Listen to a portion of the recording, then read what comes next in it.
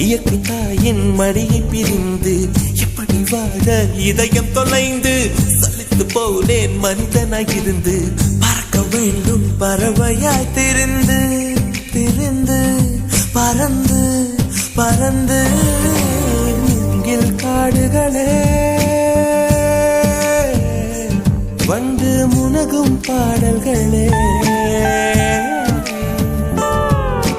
தூரச் சிகரங்களில்